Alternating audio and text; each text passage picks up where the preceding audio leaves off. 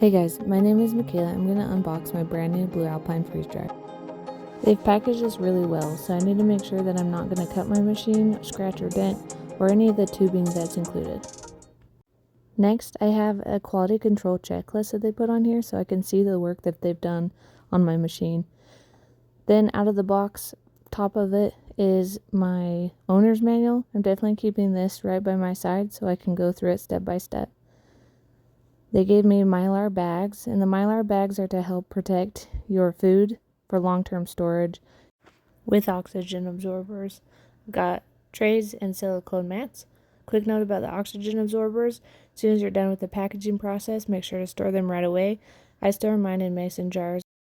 This is your plug for the machine, a tool if you ever should need to take off the side panels, and then you've also got your Allen key for draining your oil. I'm going to go ahead and plug in my machine to a 110 volt, not a 220. It'll void my warranty if I try and use a 220. The machine is only meant for 110 outlets. Okay, so I'm opening my freeze dryer door and taking the gasket off. I'm going to ensure that the plug in the back is correctly situated so that my heat tray racks will appropriately function. Sometimes after shipping out, you might also need to straighten it out. During my hyperspeed, I did have to straighten out my tray racks. It just shifts during shipping. I'm going to place this back in, make sure everything's straight. I'm placing my cord on top. And then I'm going to replace the rubber seal or the gasket.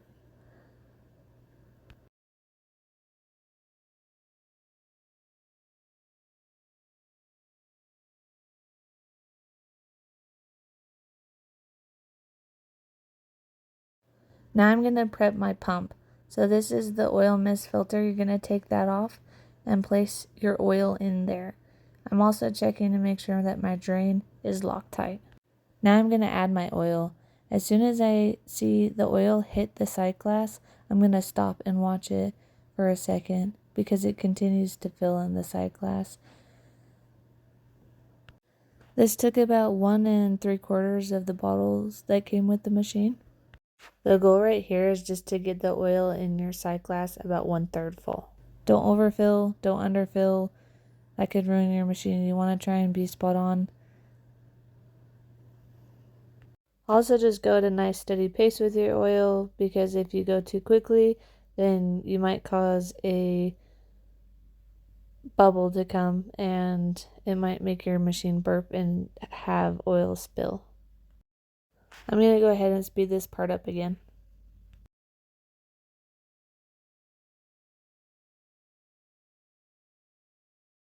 The next oil that I'm going to get for this pump is Black Gold off of Amazon, and it's a high quality vacuum pump oil.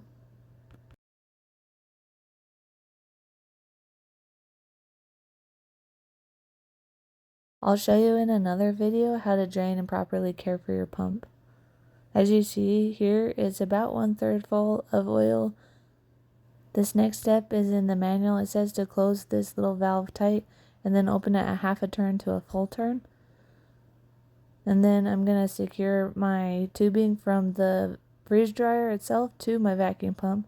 I'm going to unscrew this, and then I put it on my tubing, and then I place my tubing onto the nipple fitting and screw that fitting down tight. Doesn't have to be too tight, but just get it back on there, finger tight.